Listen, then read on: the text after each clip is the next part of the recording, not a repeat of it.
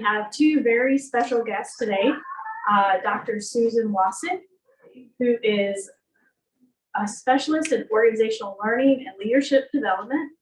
She's committed to positively impacting the lives of employees, learners, and society, all for the greater good. She's a licensed clinical mental health counselor, business award winner, and accomplished academic scholar. Dr. Wasik has over 20 years experience in coaching and developing professionals in academic, clinical, and corporate settings. Through her practice, she's developed expertise in personal and professional growth, career development, facilitation, change management, adult learning, and organizational development. She specializes in translating current research in counseling, psychology, and human development into practical applications for leaders and learners. We're thrilled to have her here with us today to lead our workshop on self-care. And joining her is clinical psychologist Dr. Kristen Huang, who has over 20 years experience helping individuals overcome adversity, both in the US and abroad. She specializes in treating trauma and anxiety disorders and addressing the consequences of violence and abuse. Dr. Huang has advanced training in evidence-based approaches, including cognitive behavioral therapy, dialectical behavioral therapy, exposure and response prevention, and mindfulness and acceptance-based interventions, which she has used to effectively treat a wide range of difficulties in various community, outpatient, and partial hospital settings. Dr. Wasik and Dr. Huang, thank you so much for being here today. I'm also supposed to let you know that they are wonderful mothers. So they are, yes, so we're celebrating their motherhood today. So welcome. Hi, everyone. Yeah, we required that addition to the conversation. Welcome to this conversation. Thank you for asking us to join. Oh, sorry, we're supposed to come this way. Hello. We are very excited about this kind of conversation. We talk about these kind of things. We're friends also, so we talk about these kind of things personally and deal with these kind of things professionally on a daily basis. So we are very excited to bring this out of our conversations and into this boardroom and beyond. So thank you. Yes, this is what happens when you get two psychologists together. This is like our brain conversation shared with all of you. And I think we're super excited about this talk because we could very well be on the other side of the table. I think this is relevant to us personally. We struggle with these things, and we wanted to engage you guys in this conversation today. I struggle more than she does, just so we know, to be clear. So we like to talk about intentions and what we'd like to see happen. We're very flexible in our conversations as well, but the intentions for today is to talk to you about the ACT framework. This is clinical jargon, but you'll see what we mean later.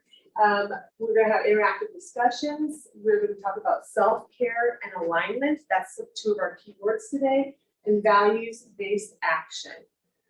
Wondering if you're aligned with what we say we value and what we actually do.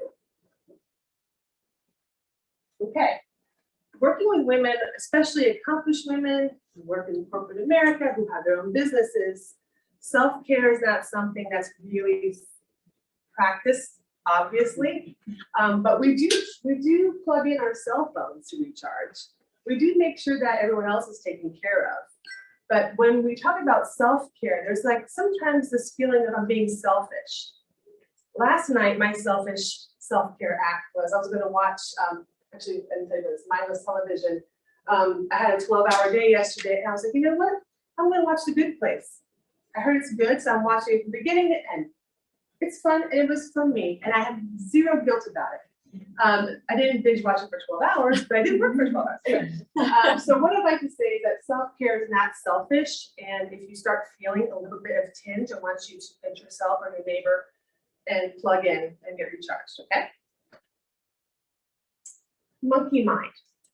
The concept of monkey mind is a Buddhist principle saying that the human mind is like a room full of monkeys. That every thought in our mind, you're like, yeah, I know what this is. Every thought that we have is a monkey. And sometimes those monkeys are screaming. Sometimes they're throwing plates at each other. But when you're feeling like there's so much going on and your mind is cluttered and busy, the Buddhist principle is around monkey mind. This is actually how I started my clinical practice. I had managing the monkey mind. It was about the worrying well kind of client where you might not have a diagnosable issue, but I don't know anyone who can't relate to monkey mind in one way, shape, or form at some time and place. So we're going to talk a little bit about that today, and notice when your monkey starts screaming in your mind. So at least notice it, because once you notice it, you put a little label on it, it might kind of take the sting or the anxiety away a little bit because you know what's happening. John Kabat-Zinn, love this quote. Mindfulness means paying attention in a particular way, on purpose, in the present moment, non-judgmentally. For me, I sometimes am very judgy to myself. Not so much to others, but to myself, I might say, oh my gosh, I can't believe you did that. Oh, we're gonna do one more thing today. Great job, Suze. You know, I can be very hard on myself, but when I notice that I am, I can unplug and say, wait, that's a judgy thought. How can I make this less about a judging activity and more about a non-judgmental, I noticed that. I noticed I put too much on my plate today. Again, interesting.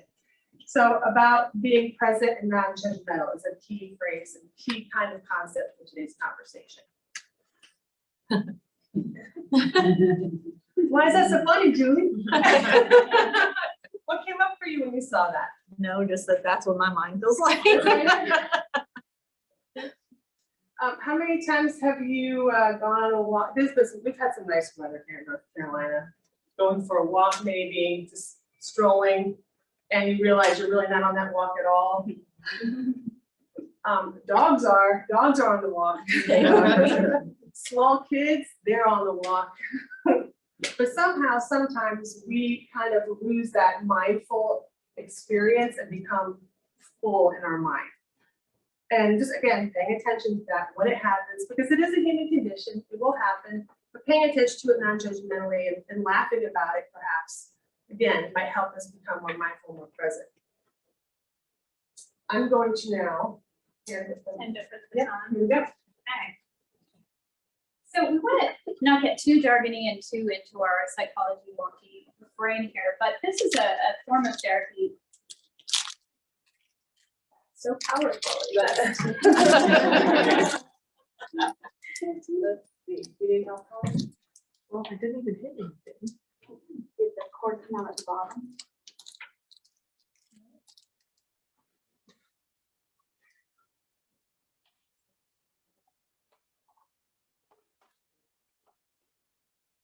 It just wasn't very tight.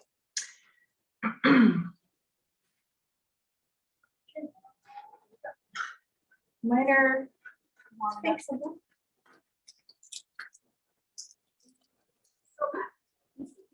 It'll take a minute, but it should come out. well, not the-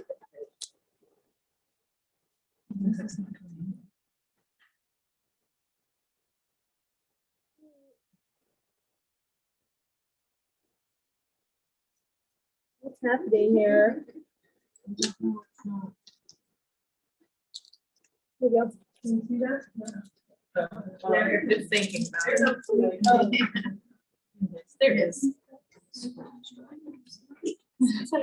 I'm gonna make sure you get a lot. All right, so back to ACT. We won't spend too much time getting into the nitty gritty, but just to give you an overview, ACT is a therapy that I think is particularly relevant to just human beings. It's about how can we live life more effectively, kind of in alignment with those mindfulness principles we talked about, and how can we make movement forward that's aligned with our values. And so we felt like it was particularly relevant to our conversation about self-care. Just a few key points about it. It is an evidence-based practice. It comes with a lot of research behind it showing that it makes a difference. It's based on acceptance and mindfulness, which we'll explain, and it involves committed action and behavior change.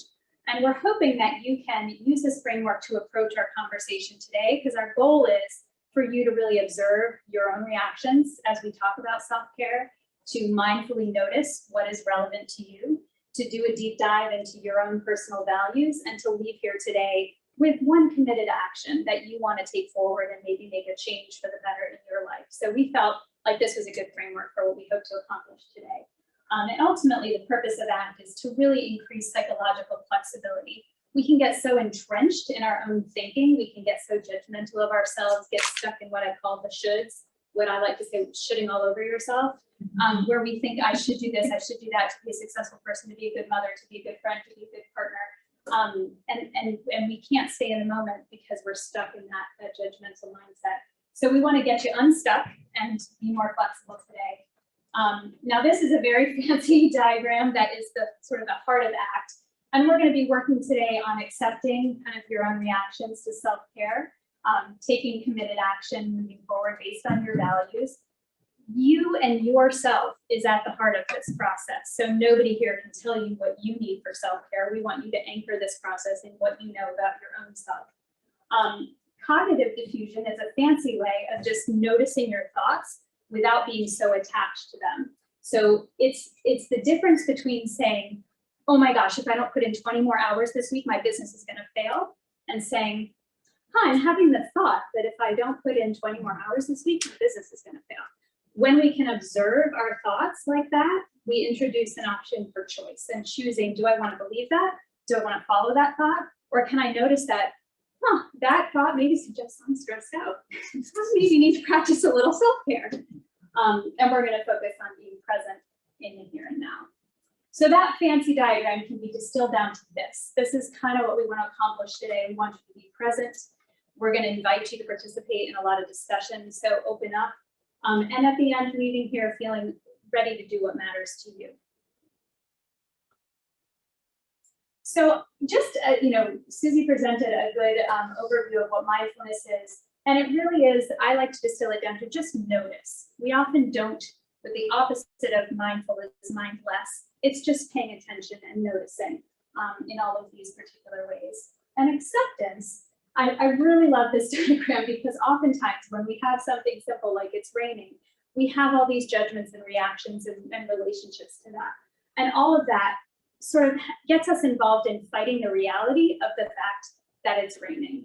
And accepting is really about looking at what is, not stomping our feet and saying like it shouldn't be. Well, it is. So what are we going to do about it?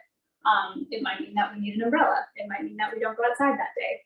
But we have to accept the reality before we can move forward in a productive way. So before we engage in our discussion, I just wanted to let, this is a therapist in me. If we were in a group therapy session, we'd have a conversation about confidentiality. I recognize that we're online and there are people in here and we all are, well, for me anyway, all of you are strangers.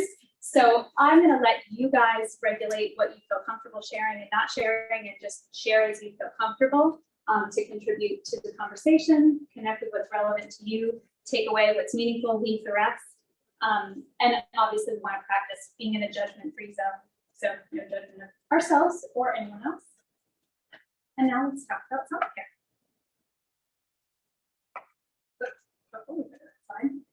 What do you think of when you think of self-care? Anyone want to throw out things you practice or do, or what comes to mind when you hear self-care? Walks outside, yoga, it's like exercise, I guess. Mm-hmm. Alone. Alone.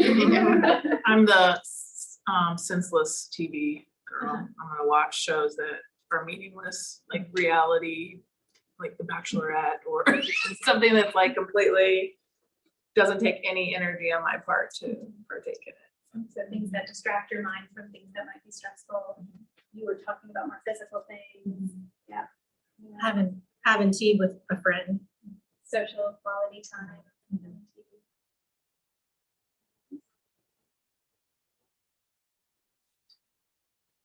It's not hard to come up with ideas. There are a ton out there. There are many more that we can talk about.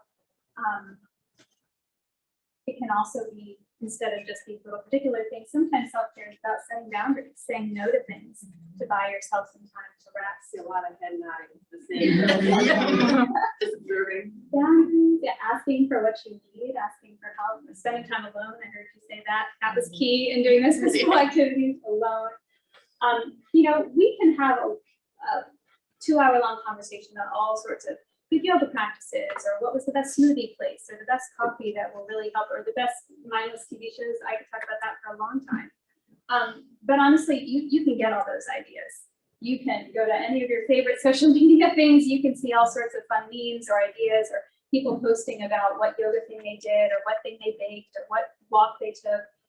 You don't need us for that. I think you have a wealth of resources with the internet and with friends to gather that information. So that's not going to be the focus of our talk today on what you should do to practice self-care. This is what we're going to focus on. Because as we were talking about self-care, just as friends and as colleagues, you know, we know all the things, but doing it is the really hard part, because there are all these things that get in our way. There are all these other priorities or people or other obstacles. So we want to really look at what things need to be aligned in order for you to actually do all those creative ideas that would recharge your batteries. These are maybe some things that get in the way. Anyone have any other ideas of things that get in the way of your ability to practice self-care? Instagram and Facebook.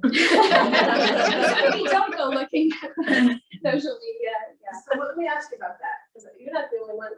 What do you mean by that? If you're just like, oh, I'll take a quick 10 minutes, you just end up on there and it's like 30, 40 minutes go by an hour and it's like, oh, I could have spent 20 minutes outside, but I spent it doing this. That ends up not helping me refocus and center, I guess. Especially with the algorithm sending you things that make you feel worse because, you know, they're smart, they know what they're doing, or I end up spending money because they sent me an ad on something that's like, oh, let me try that, click, buy, you know, so, yeah. And then the guilt that comes after that. Listen, it's a double whammy. It's a time suck and then you feel bad after. And it seems so unhappy. It seems like what's maybe I'm just scrolling, I'm just waiting in the line at the checkout. Scrolling. I mean, I do find out cool information once in a while. I found out some great news about her son. I was like, I haven't seen you in a year, but I heard what you did. So that's kind of fun. But those are like, for me, that doesn't happen every time I look. In fact, very rarely does it happen. And when it does happen, I'm like, oh, that's cool. But it kind of gives me that dopamine hit to keep scrolling. And it doesn't, and I don't think I have a problem. I don't. I have others, but not that one. But it still is a giant time and energy and spirit suck. And I'm not paying attention. Well, and not to mention how much it encourages self-judgment. How many times have you looked on social media? I know at the start of the pandemic and the lockdown, I would scroll on social media and see people who were baking all the things and doing all the, and I'm like, but now I feel bad. I feel like I'm making a bad use of the lockdown and being stuck at home because I don't want to like have a sourdough start or whatever. And so it really stuck you into judging yourself and you know, this person's way of exercising more and this person's way of mindless TV and the mindless TV over exercise person. I have some judgments about that. And it really can feed a lot of that. And also, no one washes dishes apparently. Everyone's always on glamorous vacations. They're always, they have everything figured out. They look great. They haven't changed since high school. But I'm sitting here washing dishes thinking, what am I doing wrong? Right. So when we started talking about what we need to have in place in order to effectively practice the right amount of self-care for us, we started talking about this concept of alignment. This is sort of our best image for conceptualizing being aligned so that you can run smoothly. And there were 4 kind of key things that in our conversations we came up with that need to be aligned in order for us to really get self-care in the right dosage for our needs. And these are those 4 categories. Our expectations, what we think we need and what our reality is about, need to be aligned. Our relationships need to be aligned, resources, and values and intentions. And when we can get all of those things aligned, we can be better at practicing self-care. And that's what we're going to walk through a bit today. So looking at the first one, at expectations. When our expectations are not aligned, we don't account for our full reality. We don't notice that there are these big things that we're not paying attention to that might be stressors, and we are carrying on as usual as if those don't exist. We hold ourselves to standards that are unrealistic or disproportionate. You know, I might look on social media and see my friend who runs marathons and think that like I'm just not able to do that. It sounds like torture to me, but that might not be a realistic standard for my ability to run. We also buy into myths. You know, Susie had that image of self-care as selfish. We might think that, oh, this is a concept that only people who have mental health problems problems need. I don't need this, because if I did need this, it would mean I have a mental health problem and I don't. And so I can't practice self-care. Or a belief that, actually, if I push myself, that when I'm stressed, maybe it's a sign that I'm doing the work and I'm gonna grow stronger, and that's a sign that I'm doing what I should be doing. We're not seeing stress as a need for self-care, we're seeing stress as a sign of achievement. And so we buy into thinking that it's actually helpful to us.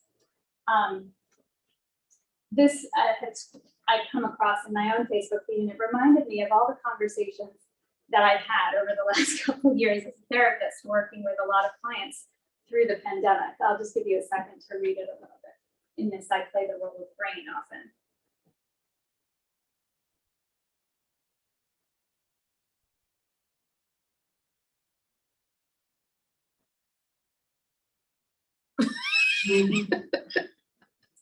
I love this because it really, I've had so many conversations with people for the last couple of years who have said, gosh, I'm just so tired. I don't have the social energy to do things that I could do. And, I just have these worried thoughts and I don't know what's wrong. I can't understand where this is coming from.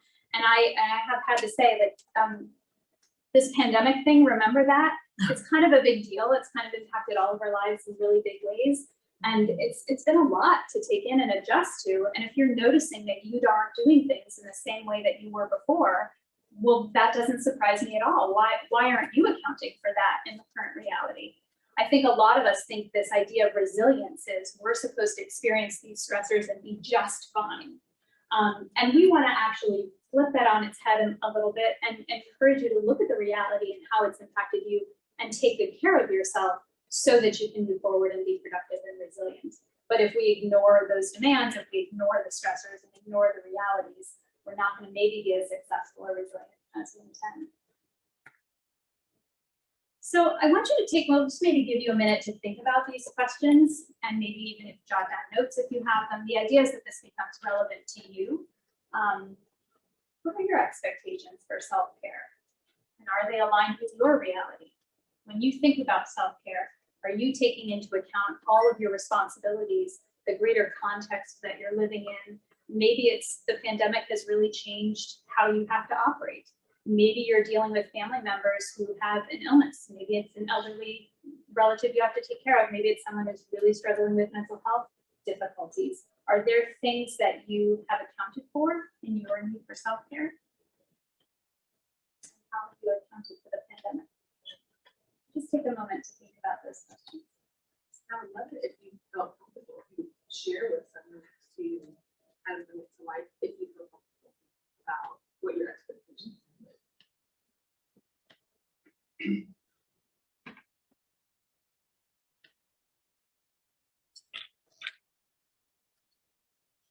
When I walk away from a self-care experience, what I hope to have is, I want my soul to be just a little lighter. That's what I need. And to be completely honest, I'm not the best at looking at myself and saying what that is. How do I get there to that thing that I feel like that feels soul lift? So far for me, the one that works the best is a hug from my grandchildren. But when I'm with me and not with them, it's harder for me to figure out what that soul lift or what I need to get that soul lift. But I'm working on it.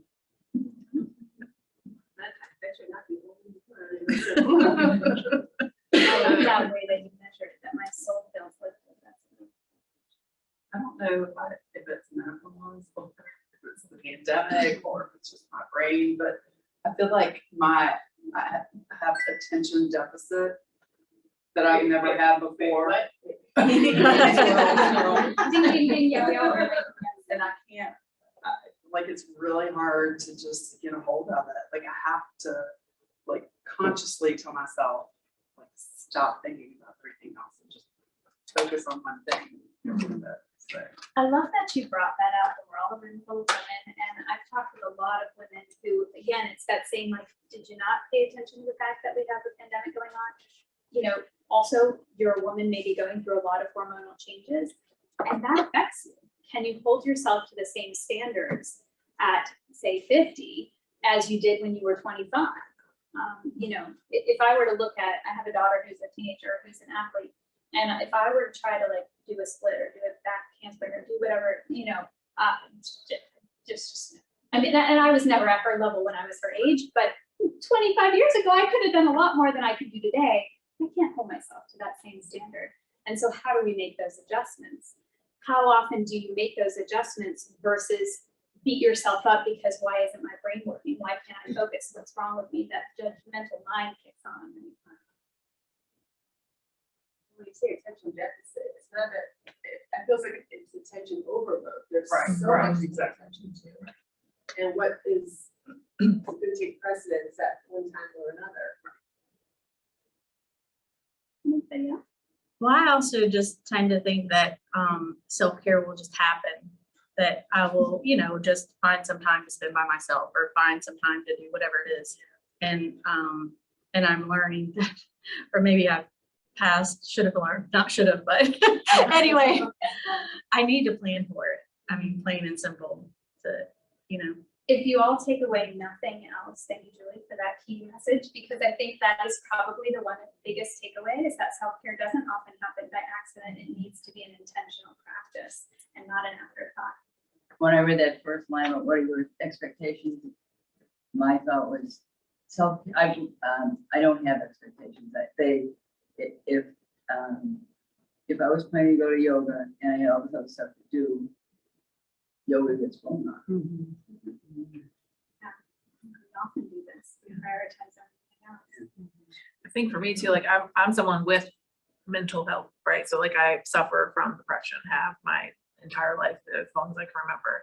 So self-care is hard for me because when I'm busy, I don't think about the sadness. I don't think about the things that I deal with. But when I do self-care, a lot of times it's quiet, it's by myself. And then I have to start to face those things again, those emotions, and like healing from it all over again. So a lot of times I'm like, oh, I'll just keep myself busy, which is why if anybody knows me knows I do a million different things and wear a million different hats. But it's my way of coping, of not having to deal with the things that I don't want to deal with and don't want to face. And context is everything, right? Because sometimes somebody being busy is a good form of self-care for what they're wrestling with at that moment, where for somebody else, it could be avoiding what they really need to be doing that would be better for them. So it really, it's not that there's a one size fits all. I just loved this because I felt like this certainly was.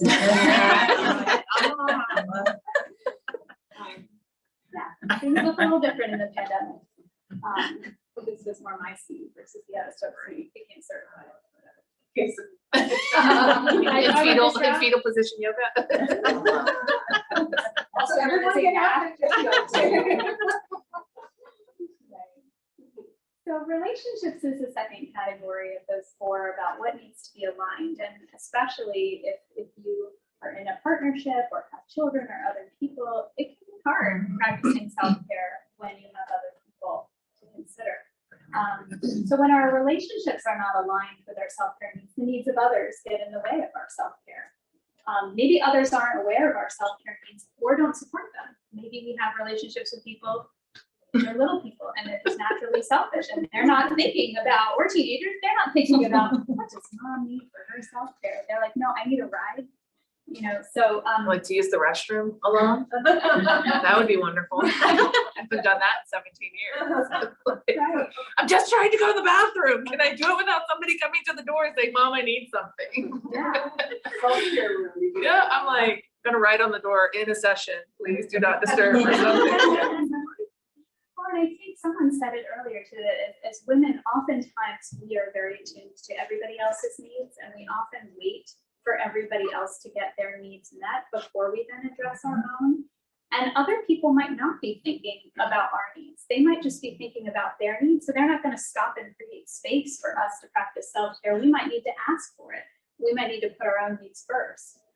If we depend on others to direct our self-care or wait for them to offer opportunities, they might not come in the amount that we need them. This reminds me of needing to set boundaries. What does Really that look does. like? What does that look like? Setting down, so, you know, I think setting boundaries is part of the planning for it and not allowing others to take that time away. Another one is making sure that you have time alone, right? So, you know, when you have a house full of people, that's hard to do. But I have this rule in my house. If my bedroom door is shut, unless you are on fire, not the house, but unless you are on fire, you do not knock on that door or whatever it might be.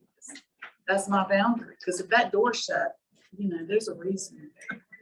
I could be in the bathtub or I could be having a breakdown, whichever one, just don't. I should try that. Don't be knocking on my. Right now I have the boundary of you have to knock before you come in. Really? But maybe I should just be like, don't knock, door shut, don't knock. Boundaries. So Pete, how, and anybody else relate to the boundaries and how do you set boundaries? The shut door is one. What do other people do to set boundaries and prioritize yourself? Saying no. Saying no. Really hard.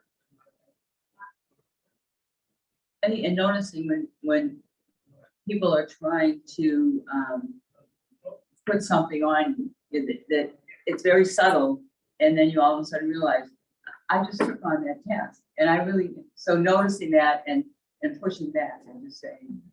I think being honest with people about it too. Yeah. Like, I think if you're honest with someone, it's not that I don't want to help you out. It's not that I don't want to do this, but I'm not going to do it well if I take it on. I don't have the bandwidth for it. So if you want it done well, I'm not the person for it. And being honest with people, I think they can respect that better than, and not try to push you into something that you really don't have the time to do. Absolutely. We could have a whole other talk about boundaries. It's a favorite topic of mine, but I think a lot of it too is we think that we're communicating one message when we say no. We're communicating a message of, I don't care about you, I don't prioritize you, I don't like you, whatever it might be. So I talk with clients a lot about how do we do the push and the pull? How can we say no to something while also saying, and I really value our relationship. I can't do this. And here's what I can do in a smaller way, or and can I follow up with you in 3 weeks, or so that we're not feeling like we're just rejecting people. That doesn't feel good to us. But it's an art and it's hard. It takes a lot of practice to get it just right, so we don't feel like we're just being mean. We're not being giving all the things that we might judge ourselves with. I'm being selfish, I'm being this, and it's hard to see that. And also, no is a complete sentence. Oh my God. It is, and although I would err on the side of what Holly was saying, I explain why I think perhaps I wouldn't go on and on about it, but things I can't do it right now. Even when Julie called and asked about this presentation, I normally don't do these kind of talks anymore, and I really make it a practice to not say yes immediately. And I told her I'd get back with her, but then I understood where this group is. I've had offices here before, and these kind of conversations I believe are important, especially for women who are leaders. And so I just checked my schedule. I double checked it. It's like, well, Thursday night on my lighter days, except for today, everything caught on fire. But it's all right. Except for but you know, it is being able to say yes to things that matter and no to things that might not matter as much, or that you just don't feel a resonance with. And no is just a sentence as well. Well, and I think that the idea of a lot of mindfulness is noticing, but we don't take the time often to notice. And so hitting that pause button when someone makes a request of us, just to notice our own reaction before we automatically say yes or no, like, is just one small thing we can all do to make sure that we're not automatically falling into some bad habits or things that are not in line with ourselves. So maybe take a minute or two or talk amongst yourselves about your particular relationships. Do you feel like your relationships are aware of your self-care needs? Do they support your self-care needs? What could they do to better support your self-care needs? Is there someone in your life, maybe it's a partner, maybe it's a best friend, maybe it's some relative that you could ask to check in with you about your self-care, or could hold you accountable to prioritizing yourself, for example? how could your relationships be more supportive of yourself and families? So I had this past weekend, I went out of town and I was hanging out with some girlfriends, and we're all kind of in that phase of life where, you know, one's putting her mom in assisted living, the other one's, you know, and then on my way home, somebody else called and she was having an issue with her mom, and I was like, oh my gosh, it's the theme of the weekend, but just checking on each other, knowing that everybody's kind of dealing with that same thing, I think it's really important. Something that I tried to do for other people, and you know, most do it and you know reciprocate, but that's fine. Having that mutual check-in, Right. making sure that you're not the only one checking in on Right. everyone else, but that they're also Right. checking. And then everybody's kind of in that same phase. It's nice when groups of friends can have rituals, whether it's a weekly coffee date or whether it's, you know, an annual retreat, to kind of have that come together and check in on everybody. That's a nice practice for these relationships.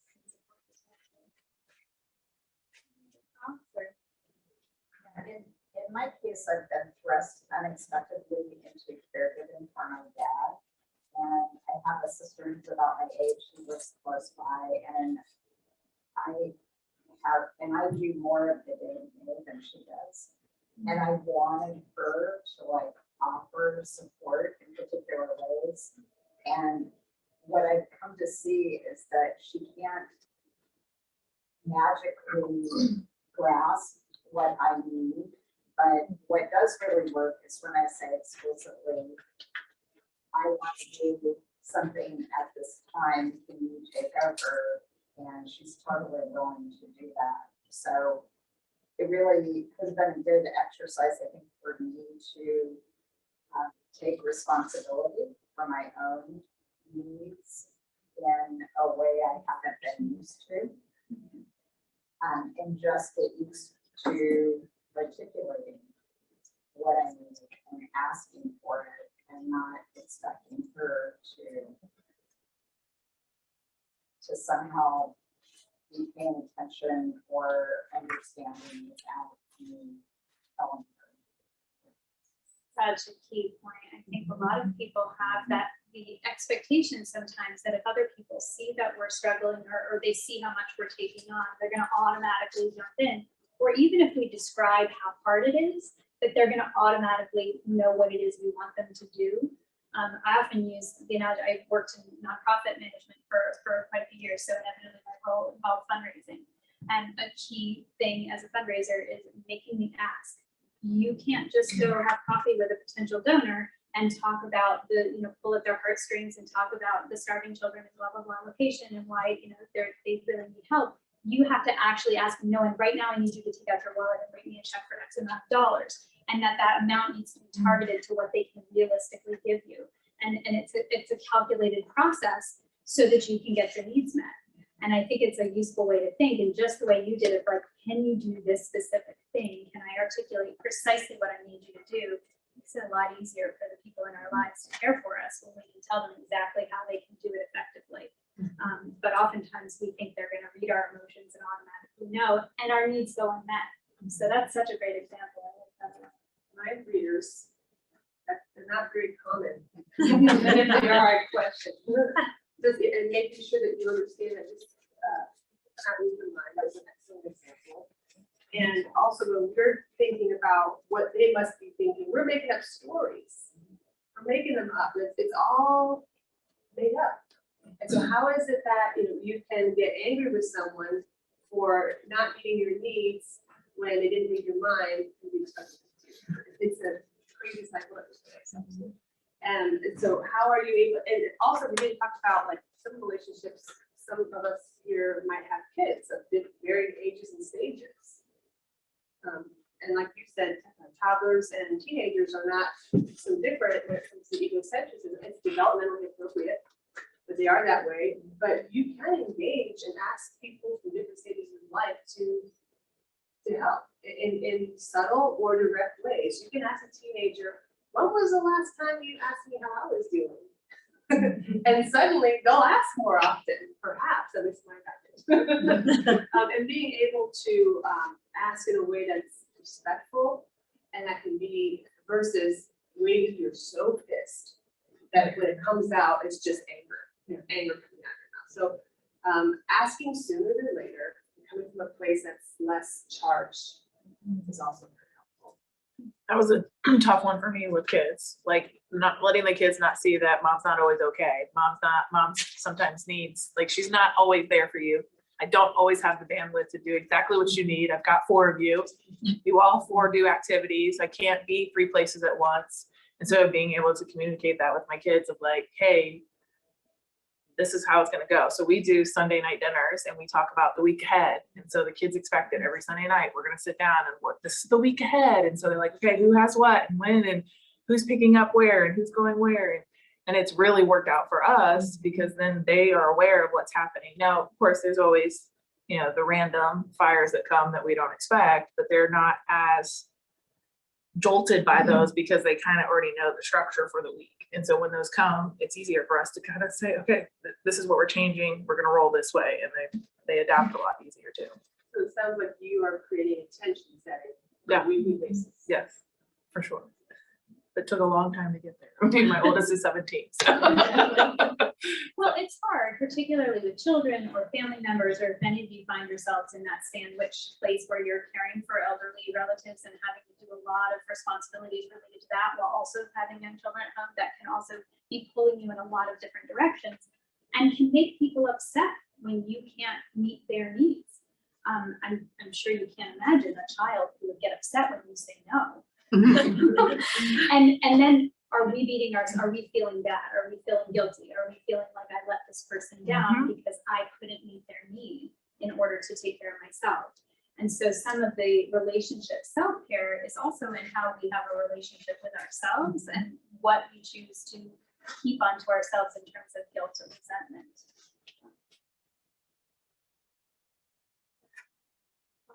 Relationships.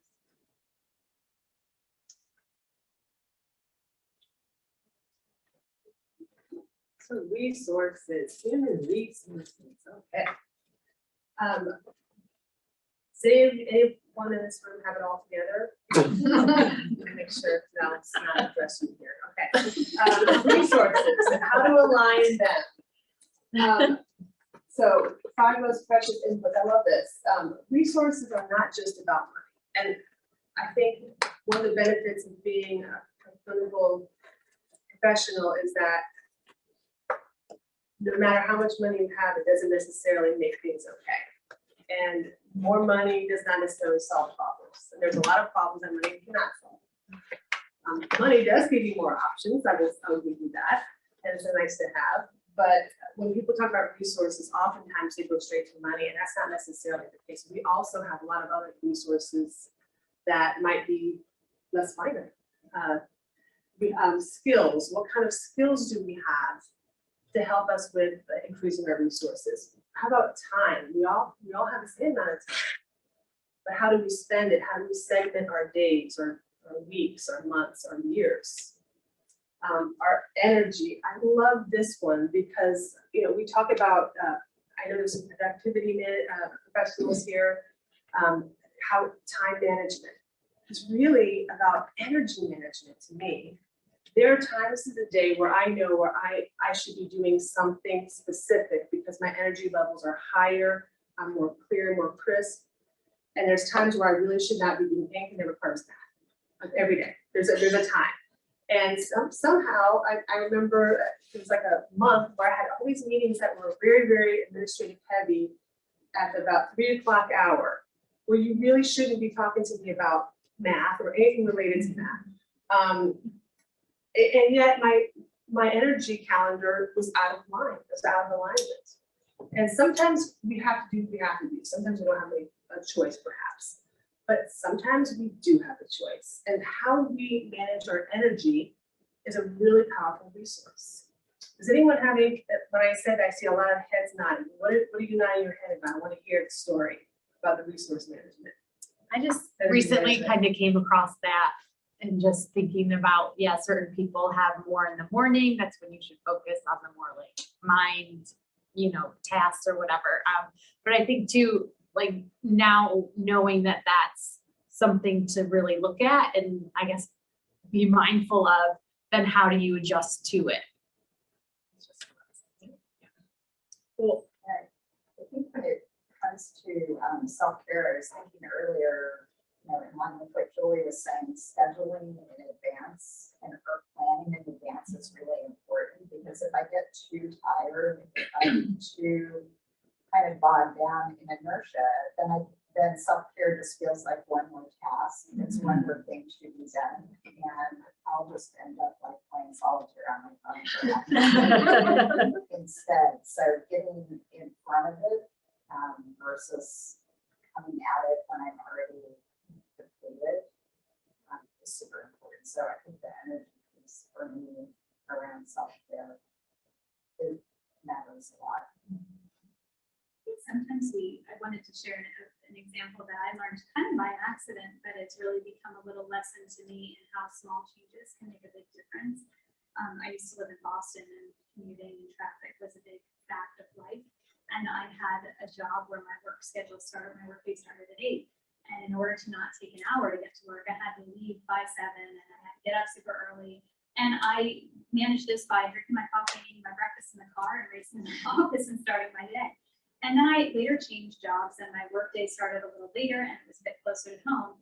But I kept my wake up time the same, and I ended up having a full half hour to sit at home and mindfully drink my coffee.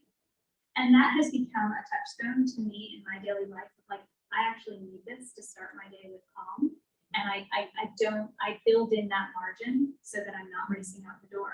And even if it means sometimes I have to get up even earlier, if I have a different early schedule, it just centers me. And I wouldn't have noticed that if I hadn't sort of naturally made that change.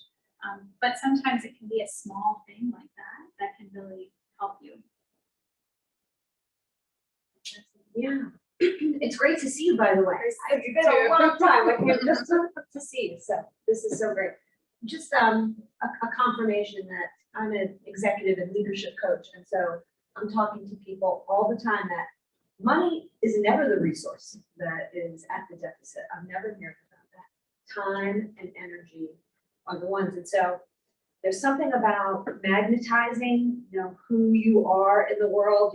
The clients who show up for you are people who are most energetically like you. And so I'm always thinking about like that thumb dial of that energy. Same with 3 o'clock at the max, like just don't go there. So I'm navigating it in myself because I'm constantly talking to other people about it. And it's just very interesting. These are very, very proficient people, experts in most of their fields. So the skills is not an issue either. So I can build my business on energy management. And we all feel highs and lows during the day or during the week or during a decade, but paying attention to that and then honoring it whenever you can, I think is a key. Also, another piece, this is attention management.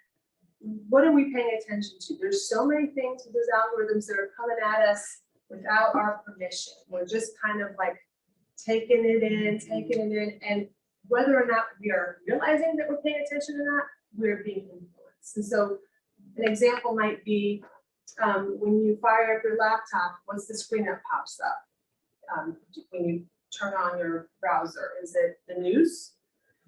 Is it a nice background or just a plain Google search engine? What is it? Are we checking our phones the very minute that we wake up? I mean, there was a time where I realized that my phone is next to my bed because, of course, if someone needs me in the middle of the night. And I remember I would just take it. The first thing I would do before I did anything, I would just look at my phone. And it was something that I don't think I'm the only one to say. I just realized that automatic habit became something that I did not feel aligned with. And that habitual need to check, let me say the emails real quick. If you want to really start your day giving someone else your agenda, or taking in someone else's agenda, check your email before you get yourself together. And just start reacting as soon as you wake up and see what happens. And even if you can't respond to that email right away, that could be like getting you started on the wrong foot right away. A lot of people do that. First thing they do is check email or the news. if it's okay for you and if it works for you, that's fine. I realized for me, it was not a good thing. And it's hard to unplug from habits. We're creatures of habit. We'll sit in the same place at a restaurant, we usually wear the same thing, we have the same kind of, we wear the same kind of clothes or shoes or whatever. We like habits, we're human. Just checking out if what you're paying attention to, I think is a nice moment of your, a nice moment to do that right now. Take accountability around, are you okay with what you're paying attention to? And I know that people take social media breaks, blah, blah, blah, blah, blah, blah. You don't even have to do that, but perhaps you might want to consider whose information you're seeing. Are the little videos or the little reels that are coming through bringing you light and joy or giggles? Or they make you feel bad about yourself? I cannot tell you how much makeup I bought that I will never use. Like, why do I do that? I know better. So I'm not standing in front of you saying I have it all figured out, but I am saying that I notice it and I try to hold myself more accountable. And that's how I practice focus. And I laugh when it happens. I'm like, okay, let's give myself another chance to choose a different choice.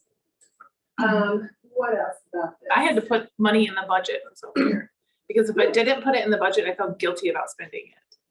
So then I was like, oh, I don't want to spend it on myself. I'll go do something for the kids or I'll go do something for someone else. So putting in the budget something that I knew would cause me to spend it on myself, whether it's getting a pedicure, whether it's getting a massage, whether it's buying a book or whatever. I have that what we call blow money in our budget, which is not for cocaine, okay? It's for like blow it on whatever you want. It's on you. You get to blow it. Well, why would you say blow? Why not invest it or celebrate it? I don't know, because Dave Ramsey called it blow money, so that's what I call it. 'Cause that's, If it works for you, that's yeah, fine. but But that kind of gives me like, when I hear that, it's like, just blow it. It's like, no, that's an investment in yourself. that's true. Fun money, celebration money, self-care fund of awesome. Maybe I should change it.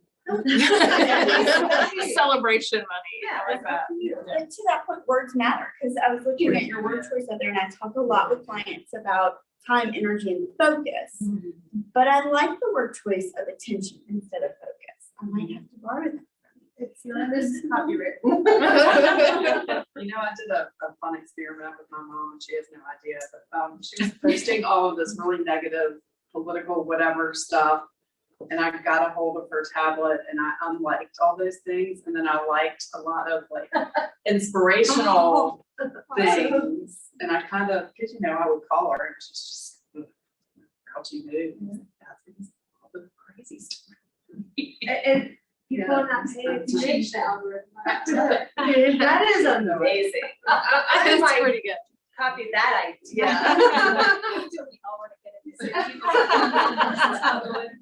Think more like me. No. Well, and I think this idea of resources is they're finite, and so they come with trade-offs. If we decide that we, are putting all of our money toward buying a house or paying off bills and doing all of this, then we don't have money maybe left over for self-care. And if we're going to set some aside, it means we're going to be less, capable of paying for these other things. Like they're finite resources. If we give our time to this, it means it's less available for that. And that's where our intentionality and our choices come into the mix. And we should be mindful of what it is we're sacrificing. So of all those resources before we just talked about, what are you finding shortest supply of? Time.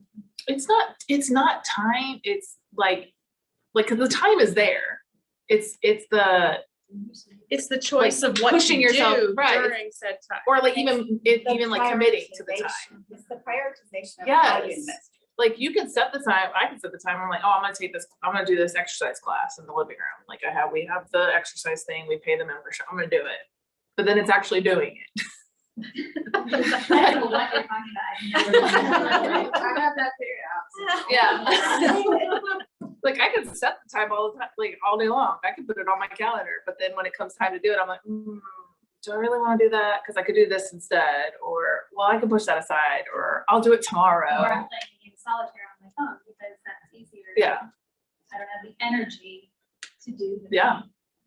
Mine's also finding other things I like to do. Like, a hobby or something. So it's like, what can I do with my time besides an exercise class that I like to do? And it's really trying to figure that out. Spending time to figure out what you like. Yes. That's not nothing. Your what's next. Right. Like, how are you gonna, do you have any time to figure out what your next is? Or are we just reacting to whatever's coming? And whatever it is, it's okay, just notice it, and then decide if that's okay for you to continue. Yeah. Anybody else? What are you good at in terms of resources? I want to hear a good story. What's working for you?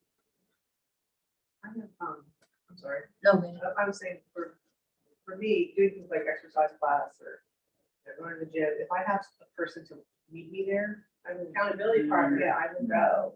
And it's not only the feeling of exercising, it feels great, but it's being with a friend, you know, so it's like a double whammy. So I find that really works well. I've done that for a couple of years. It's really Paying for things in advance too. Like if I go ahead and sign up for the class that cost, I'm not like, I'm too stingy with my money to like let the money go to waste. So I'm like, oh, I have to go to this now because I've already paid for it and I don't want to lose the money. What I really like about what you said is that it looks like you took into account your energy needs. I'm similar in that I need that social energy to then be energized to do some of the exercise stuff. And so when we can align different things like that, we can often be more successful, even if we say I'm going to do the living room class, but then we get to there and we're like, I'm just going to scroll on my phone instead. How can we make Or that? watch the other people do the workout. I've totally done that before. Like, I'm just gonna watch the workout. Like, wait, this is not really working. Yeah. So how do you set it up in a way that enables us to be successful? It's not just because how many of us fail to do the thing that we said we're gonna do and then spend a lot of time saying we should have done this and judging ourselves and coming up with all this. Back to that brain slide and why I like it is because we just need to notice reality for what it is. The reality is I don't have the desire and the energy to follow through on this thing I said I was gonna do. Okay, why not? How can I problem solve this as opposed to beat myself up and shame myself into doing it the next time? So one of the things that I've used that helps me with that one is I put a good thing with it. Like I love to listen to podcasts, especially Hidden Brain is my favorite. So that's a gift for me that if I go on a walk, I get my podcasts and play it. So if I'm walking or exercising or whatever it is, I'm also listening to my podcast. And outside of that, the podcasts are not an option because that becomes my reward. At the same time, I'm doing the thing. yeah, well, we were talking about habits. I recently started with Hal Elrod's Miracle Morning. So starting with, because I was the wake up, turn the alarm up, which is on my phone. So now I have my phone in my hand and I'm immediately looking at news, etc. And an hour would go by before I even got out of bed. And it was like, this is not good. What's on fire today? Ooh, Yeah. ooh. And we plug into that drama. It's like, you don't need a alarm and just shut off the alarm and walk away, right? But yeah, what's that Miracle Morning? Yeah, I've yeah. heard about So it's you start with silence and then affirmations, visualization, exercise, and scribing. Reading, doing some reading and scribing. So I'm doing like a gratefulness journal, gratitude journal. Well, I'll tell you, I bought an old-fashioned, regular old, like $10 alarm clock so that I don't use the phone because I don't bring my phone in my bedroom. So, but my kids are little, so they're never like awake from me at night and stuff. So that, you know, but I don't know if anybody's heard of Mel Robbins. Oh, yeah. She says that she doesn't bring, this is where I got it from, is that she stopped using her phone because she was doing that and 2 hours in the morning would go by getting all that negativity. So her rule for her teenage and older children are you have to call me because I can hear that from the other room. And that means I'll go get it. If you just text me, I'm going to ignore all my texts because all those dings you get, you don't know what it is. So if you just leave it in the other room and know the phone rings, it's an emergency, you have to go get it. Just use a regular alarm clock that you can manage your time better. Emily doesn't have her email on her phone. And I always thought that was like, I was like, what? I'm like, how do you survive? Like, how do you function? I have a tablet, I have a laptop.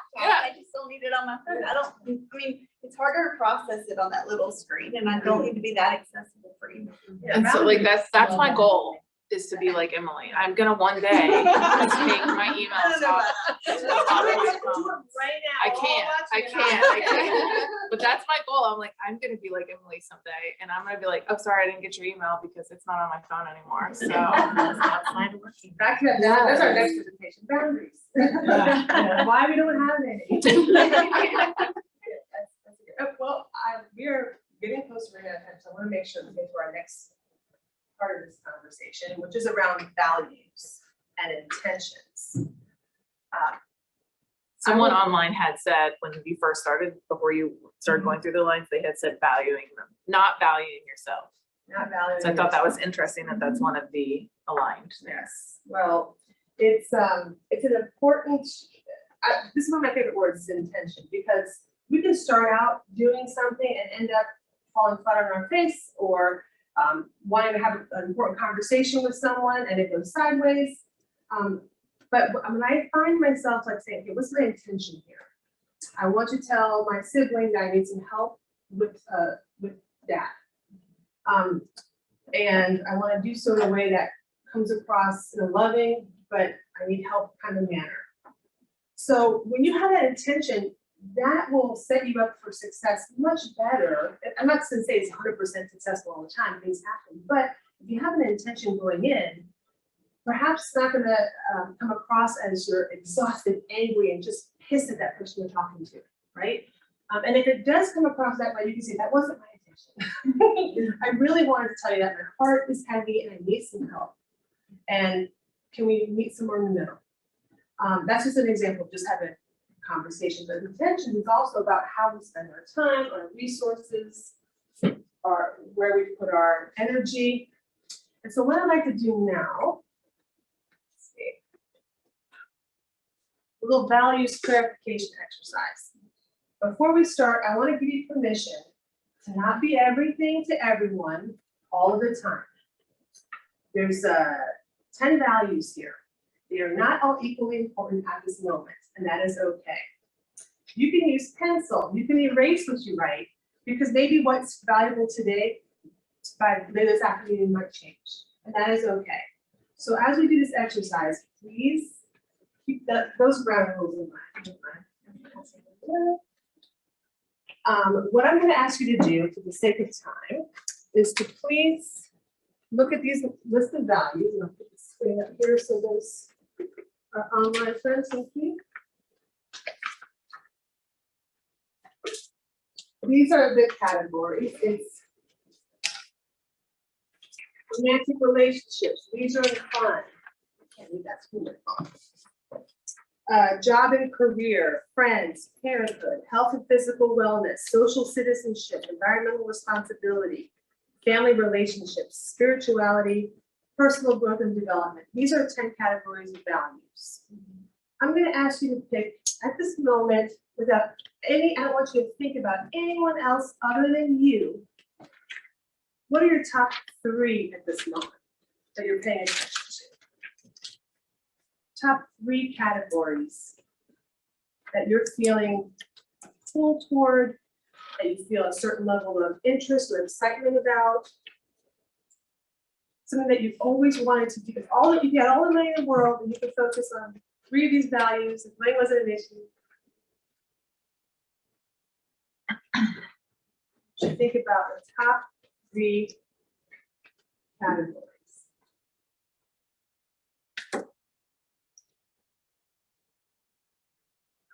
No shitting all over yourself like Dr. Paul said.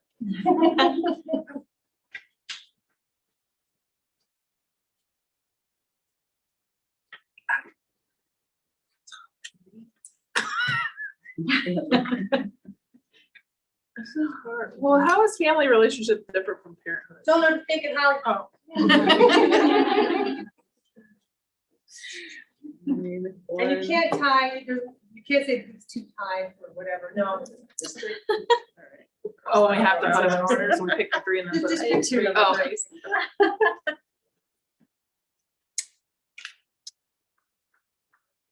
It helps to think of them as priorities, like priority areas, either because you want to develop in them more and really important to you, or there's something going on you need to fix that you feel pulled toward.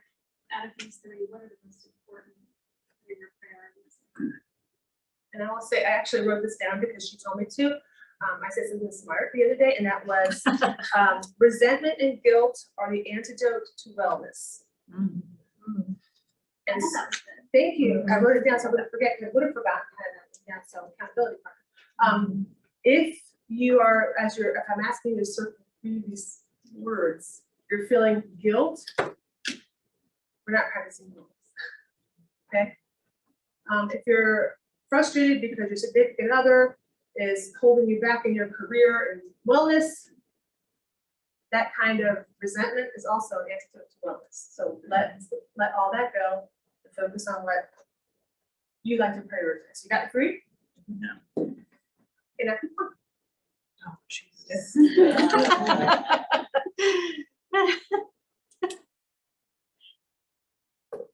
Okay, so I'm picking one that I want to work on mostly. Is that what we're doing? A priority, what of these values do you want to say, at this moment, I would like for this to be a top priority at this moment, not for the rest of your life. Okay. Just for this moment. Okay. For today. Okay. Okay. It's hard, isn't it? No, that part was easy. Okay, good. It was the three that was hard. Oh, interesting. Yeah. So now, I'll turn it back over to Jackie. So this is just a basic application of that ACT framework where we talk about accepting whatever reactions you're having to that one thing that you picked. I just want you to mindfully notice in the here and now what you are feeling about it, what thoughts are occurring in your head as we ask you to pick a priority. And then I want you to consider a valued direction. What would you value moving forward with regard to that category you picked? What would you like to see happen? And then distill that down into one concrete thing that you could do. It does not have to be life-changing.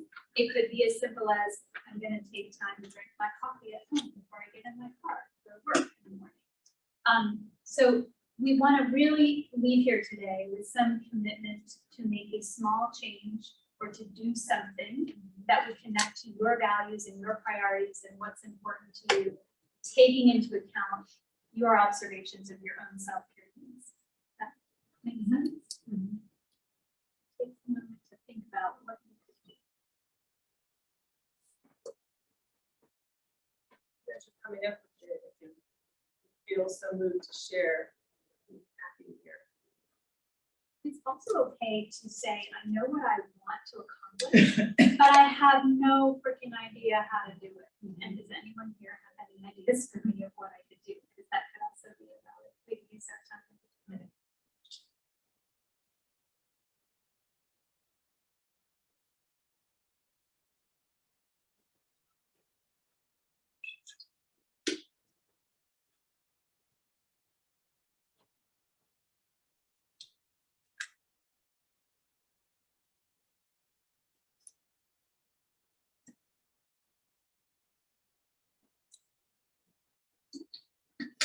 Anybody has something they'd love to share, just an idea of how you went from your values, your priorities to one small thing you could take away today?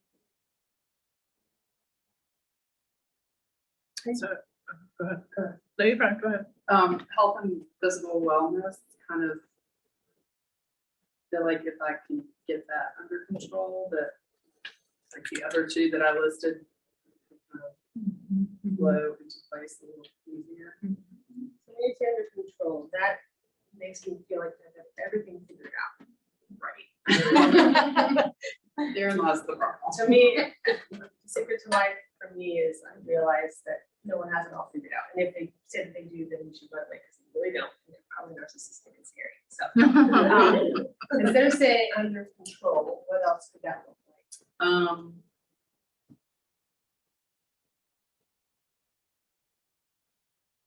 So I think if I had that, it would make it easier for me to focus on other things. So I love that as an intention. I want to have greater control over health variables, so I'm not so distracted by them and I can buy myself time and attention to focus on other things. What's one small thing that you could do in that direction, in that intentional direction?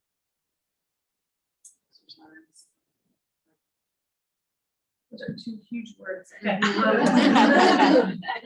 Exercise more often. Right. Start with that. Start today. So that's a big word, exercise, that's a big word, that means a lot of things, to a lot of people. Be more active. What does it mean to you? So what feels like a manageable, interesting intention? Well, I like,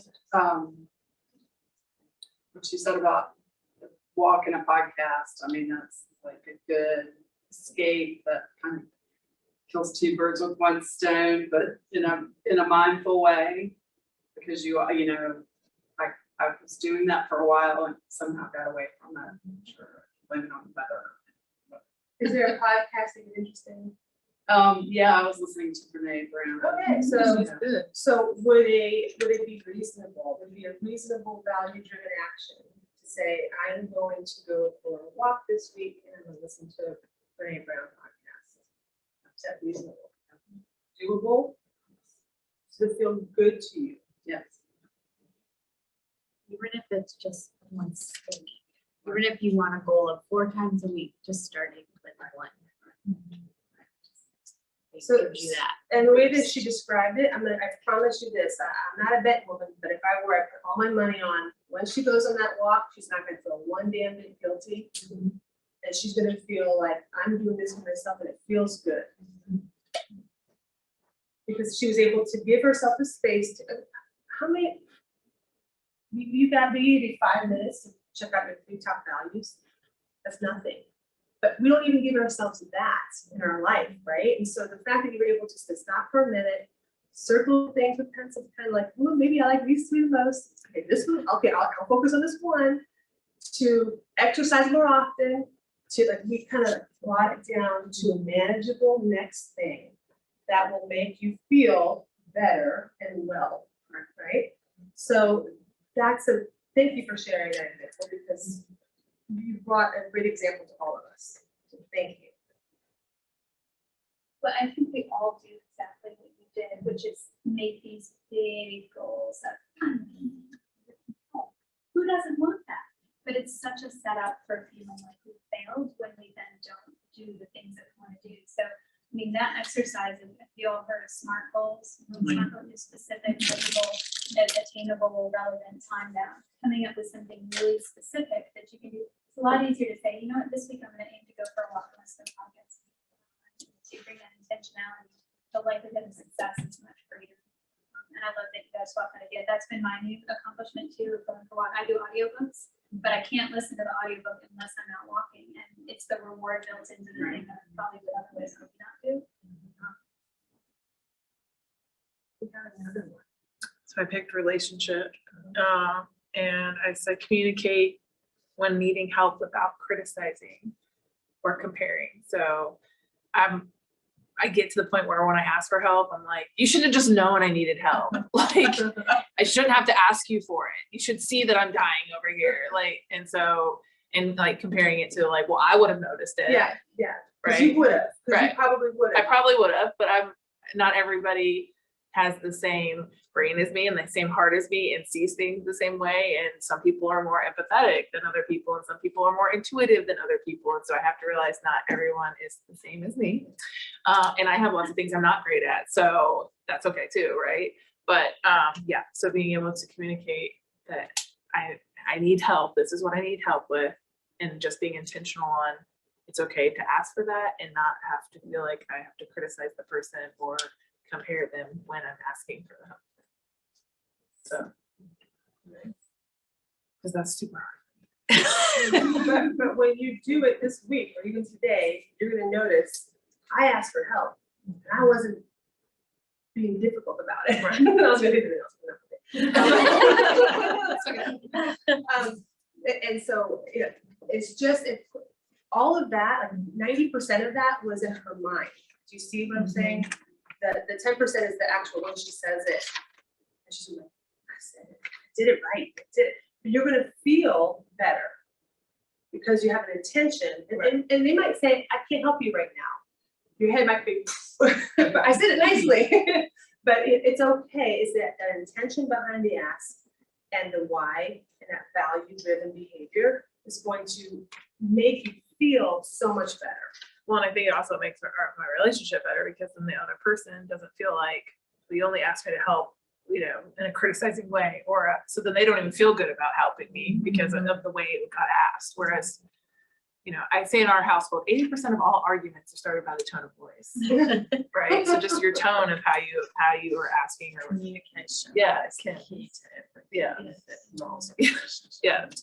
So Even your work. I will tell you, I've heard this quote a long time ago, and it's people don't care how much you know, they care how you make them feel.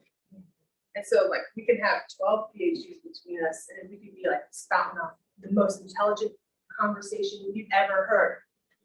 She can't.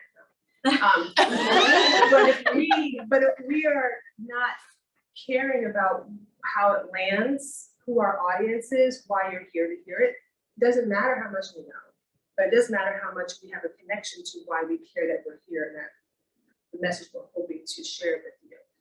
We are at 5 minutes. Okay. We are 5 minutes before close today. We can hang around here and talk a little bit more, but we want to be mindful of the time and the energy that you put today and the intention that you had today to come to this amazing group. This is our information. You can catch us at our website. That's the easiest way to catch us. If you're on LinkedIn, I'm happy to link in with you. We also have a couple of resources that we talked a little bit about today, but if you're going to be looking online and you're looking for a new audiobook or something, here's a couple of sites that we enjoy and that inform the conversation today. And Kristen, do you have anything else you want to say? No, I mean, thank you for participating and sharing such great ideas. I think we probably could have continued talking about ideas for another few hours, but I would just like to open it up if anyone has questions or final things that you wanted to ask us before we close out today. Can you tell us a little bit about each of you, the practices, where you were, all that stuff? Yeah, well, I'm currently in private practice. I've held lots of different other positions, but right now I have my own private practice. I'm a little bit all over, but right now it's in telehealth mode, so That's still happening mostly. yeah. I split my time in a few different geographic locations right now for family reasons because of values-driven decisions to prioritize my daughter's athletic career. So I am still staying in telehealth mode. Value-driven decision I made, I was working at a tech company, helping people work better together, and was offered an opportunity to help build a brand new counseling program at graduate school at University of Mount Olive, where it's a brand new opportunity for lots of great folks to grow up to become therapists themselves. And so I'm very much involved in that right now, and I do a lot of consulting work with companies and organizations to help people work better together, be more productive and intentional. So that's it. And thank you for inviting us here today. Hope you walk away with something that you can action on that's value driven, that you're excited about, and it will make a difference in your life. So thank you. Be well.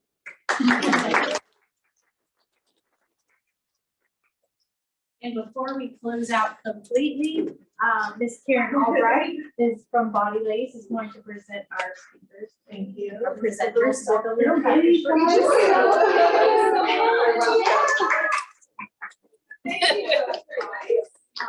I bet you there's some self-care stuff in there. I think you will enjoy it. We're going to make it a valuable action on our part.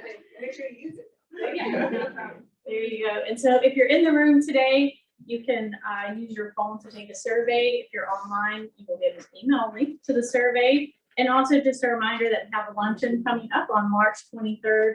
That's all about celebrating Women's History Month. And so we have some veteran NALA members who will be a part of the panel for that luncheon. So it'll be a great event as well. So feel free to check that out and register. as soon as. There's we also a can. QR code for That- that registering. was if the you're one. I know that. Oh, yes. Coming up. So Thanks. one that should say, QR please code for register. that. All right, thank you so much for being here, everyone online, everyone in the room, and thank you, presenters. Thank you so much. Nice to meet you all. Have a great day, everybody. Thank you. Um,